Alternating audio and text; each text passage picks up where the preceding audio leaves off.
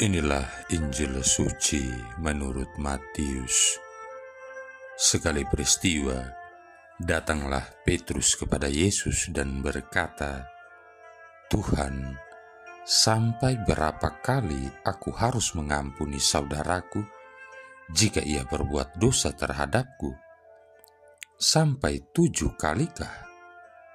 Yesus menjawab, "Bukan hanya sampai 7 kali, melainkan sampai 70 kali 7 kali. Sebab hal kerajaan surga itu seumpama seorang raja yang hendak mengadakan perhitungan dengan hamba-hambanya. Setelah ia mulai mengadakan perhitungan, dihadapkanlah kepadanya seorang yang berhutang 10.000 talenta. Tetapi karena orang itu tidak mampu melunasi utangnya, raja lalu memerintahkan supaya ia beserta anak, istri, dan segala miliknya dijual untuk membayar utangnya. Maka bersujudlah hamba itu dan menyembah dia, katanya, 'Sabarlah dahulu, segala utangku akan kulunasi.' Tergeraklah hati raja oleh belas kasih akan hamba itu, sehingga hamba itu dibebaskannya dan utangnya pun dihapusnya. Tetapi ketika hamba itu keluar, ia bertemu dengan seorang hamba lain yang berutang 100 dinar kepadanya. Kawan itu segera ditangkap dan dicekik, katanya, 'Bayarlah utangmu.' Maka sujudlah kawan itu dan minta kepadanya, 'Sabarlah dahulu, utangku itu akan kulunasi.' Tetapi ia menolak dan menyerahkan kawannya ke dalam penjara sampai semua utangnya ia lunasi. Melihat itu kawan-kawannya yang lain sangat sedih, lalu menyampaikan segala yang terjadi kepada tuan mereka. Kemudian raja memerintahkan memanggil orang itu dan berkata kepadanya, 'Hai hamba jahat, seluruh utangmu telah kuhapuskan oleh karena engkau memohonnya. Bukankah engkau pun harus mengasihani kawanmu seperti aku telah mengasihani engkau?' Maka marahlah tuannya dan menyerahkan dia kepada algojo-algojo sampai ia melunasi seluruh utangnya. Demikian pula Bapa-Ku di surga akan berbuat terhadapmu jika kalian tidak mengampuni saudaramu dengan segenap hatimu." Setelah Yesus selesai dengan pengajarannya, berangkatlah ia dari Galilea dan tiba di daerah Yudea di seberang sungai Yordan. Demikianlah sabda Tuhan. Saudara-saudari yang terkasih, Petrus bertanya kepada Yesus tentang batas pemberian pengampunan, dan dia juga menyebut sampai 7 kalikah. Angka 7 yang disebut oleh Petrus adalah angka kemurahan hati, karena ajaran para rabi Yahudi mengindikasikan batas kesabaran adalah sampai 4 kali. Kita bisa baca Donald Senior CP, Read and Pray Gospel of St. Matthew, Chicago, Illinois, Franciscan Herald Press, 1974, halaman 63. Namun, kita lihat di sini, Yesus menolak untuk menetapkan batasan sama sekali, malah menyebut angka simbolis yang menggambarkan ketidakterbatasan, hal mana merupakan penjungkir balikan seruan Lamek untuk melakukan pembalasan dendam berdarah. Lihat Kejadian bab 4 ayat 24. Seruan untuk melakukan rekonsiliasi digambarkan dalam sebuah perumpamaan yang merupakan bacaan Injil kita hari ini. Dan perumpamaan ini hanya ada dalam Injil Matius. Perumpamaan ini mengidentifikasikan mengapa pengampunan itu harus menjadi satu karakteristik kehidupan dalam kerajaan Allah.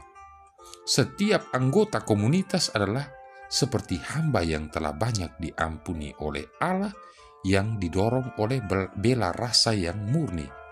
Karena kita telah diampuni, kita harus cukup peka untuk mau dan mampu berekonsiliasi dengan seorang saudara kita. Saudara-saudari yang terkasih, karena Allah itu adalah kasih dan Ia sempurna, maka pengampunannya langsung dan permanen. Sayang sekali, tidak begitu halnya dengan kita. Karena kita manusia yang tidak sempurna, pengampunan menjadi sangat sulit bagi kita. Barangkali itulah mengapa Yesus mengatakan kepada Petrus bahwa dia harus mengampuni 70 kali 7 kali. Cobalah kita pikirkan hal berikut ini. Apabila kita berhasil berekonsiliasi dengan seorang saudara atas satu isu setelah proses pemecahan masalah sebanyak 2 atau 3 kali pertemuan, maka kita pun akan merasakan bahwa relasi kita dengan orang itu akan jauh lebih mudah terjalin dan terpelihara.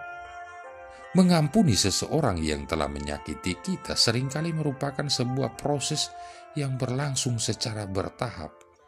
Misalnya, pada awalnya kita dapat saja mengampuni seseorang, namun beberapa hari kemudian muncul lagi rasa kesal dan marah. Jadi kita harus membangun kembali pengampunan kita. Ada juga kasus-kasus di mana kita sungguh mengampuni seseorang, namun kita tidak mau lagi berada dekat orang itu. Akan tetapi setelah berjalannya waktu, cepat atau lambat, perlahan-lahan kita mampu mengusir rasa sakit hati yang kita alami, sehingga kita dapat berinteraksi lagi dengan orang tersebut. Dalam situasi apapun, yang paling penting adalah untuk maju terus menuju pengampunan yang lengkap dan total. Saudara-saudari yang terkasih, apa saja yang dapat kita, Anda dan saya lakukan dalam hal berekonsiliasi dengan orang yang bersalah kepada kita? Pertama-tama tentunya kita harus mendoakan orang itu. Kita bayangkan bahwa kita telah berekonsiliasi dengannya, sudah berdamai. Kedua, kita harus mengambil keputusan untuk mengampuni orang tersebut dan tetap mengambil keputusan untuk mengampuni selama diperlukan. Kita harus senantiasa mengingat bahwa kita harus melakukannya sampai sebanyak 70 kali 7 kali. Ketiga, kita harus melihat bahwa Yesus mengasihi orang itu seperti Dia mengasihi kita masing-masing. Kalau kita menjadi semakin pahit atau marah, maka kita masih membutuhkan waktu yang lebih banyak. Kalau begitu halnya, maka yang harus kita lakukan adalah melanjutkan pemberian pengampunan dalam hati kita sebaik-baiknya sambil terus memohon pertolongan dari Yesus. Apapun yang kita lakukan, kita tidak pernah boleh menyerah. Yesus akan memberkati setiap langkah yang kita ambil guna tercapainya rekonsiliasi dengan orang yang bersalah kepada kita. Walaupun langkah itu kecil saja. Dan yang terakhir, kita harus senantiasa mengingat dan menyadari bahwa pengampunan bukanlah sekadar suatu tindakan manusia. Kita memerlukan rahmat Roh Kudus guna menolong kita untuk mengampuni orang lain. Saudara-saudari yang terkasih, ada sebuah kisah tentang 2 orang sahabat karib yang sedang berjalan melintasi gurun pasir. Di tengah perjalanan mereka bertengkar dan salah seorang menampar temannya. Orang yang kena tampar merasa sakit hati, tapi tanpa berkata-kata dia menulis di atas pasir, "Hari ini sahabat terbaikku menampar pipiku." Mereka terus berjalan sampai menemukan sebuah oasis di mana mereka memutuskan untuk mandi. Orang yang pipinya kena tampar dan terluka hatinya mencoba berenang. Karena tidak pandai berenang, ia nyaris tenggelam. Namun sahabatnya itu berhasil menyelamatkannya. Ketika dia mulai siuman dan rasa takutnya hilang, dia menulis di sebuah batu, Hari ini sahabat terbaikku menyelamatkan nyawaku. Orang yang menolong sekaligus menampar sahabatnya itu bertanya, "Kenapa setelah saya melukai hatimu, kamu menulisnya di atas pasir, dan sekarang kamu menulis di atas sebuah batu?" Temannya itu sambil tersenyum menjawab, "Ketika seorang sahabat melukai kita, kita harus menulisnya di atas pasir agar angin maaf datang berhembus dan menghapus tulisan itu. Dan bila sesuatu yang luar biasa baik terjadi, kita harus memahatnya di atas batu hati kita agar tidak bisa hilang tertiup angin." Saudara-saudari yang terkasih, dalam hidup ini sering timbul beda pendapat dan konflik karena sudut pandang yang berbeda.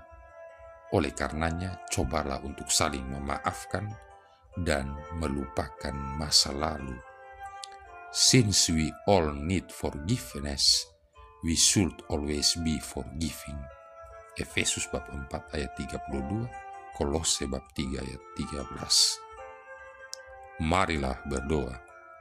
Allah Bapa Maha Rahim, Engkau mengikat perjanjian dengan kami, perjanjian pengampunan melalui Yesus Putramu.